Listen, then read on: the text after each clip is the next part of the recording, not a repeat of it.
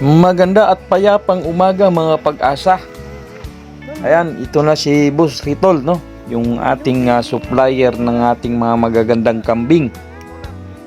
So, nadagdagan na naman yung ating mga alaga, mga kapag-asa. Ayan. Ito nga pala si yung kapatid ni Awin, no? So, mga upgraded na ng mga duling po ito, mga kapag-asa, no? So, finally magre-reunite na po yung magkapatid, no? Ito yung kapatid kasi nung una ko pong nabili, no, na kambing, yung pinangalanan nating Awin. Ngayon, ito naman po isa kasi magkapatid nga sila, so papangalanan natin itong Kila, no? So, alam nyo na, no? Si Kila at saka si Awin. So magkapatid po tong dalawang to.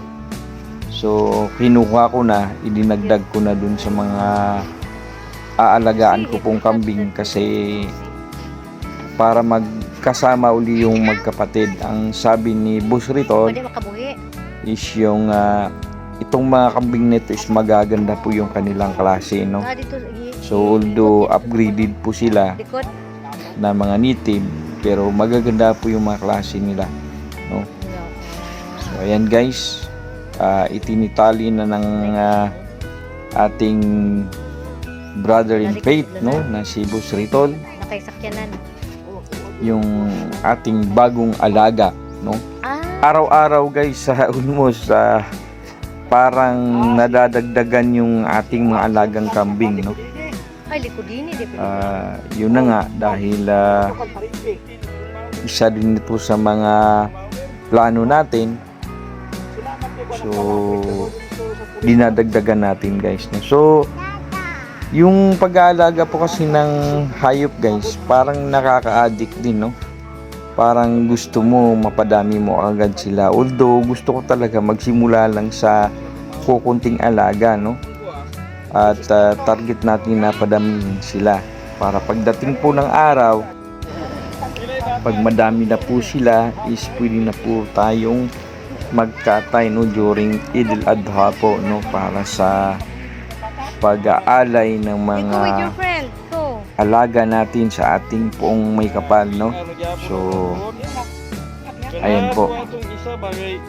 So ayan, tuwang-tuwa na naman yung anak ko, no, na si Mary Jan kasi nadagdagan na naman daw yung kanyang mga kambing. So mas excited pa siya sa akin guys, no? Ito yung mga kambing na hinahabol-habol niya kapag pinapastol ko po.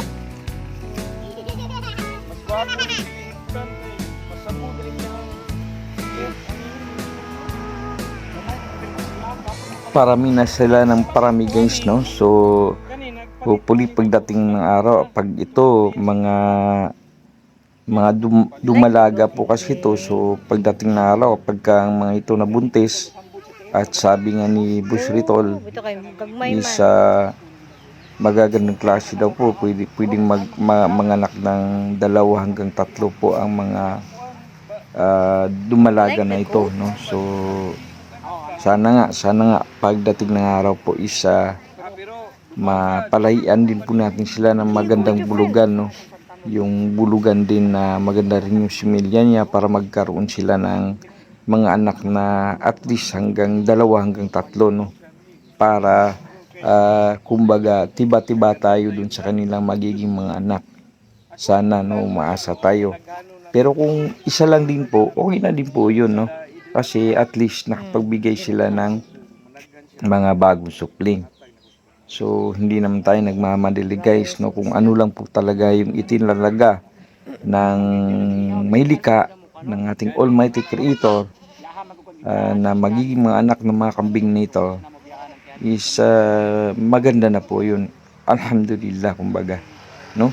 So ayan guys, no? So na-excite po ako na sinishare po sa inyo yung payak na pamumuhay natin bilang isang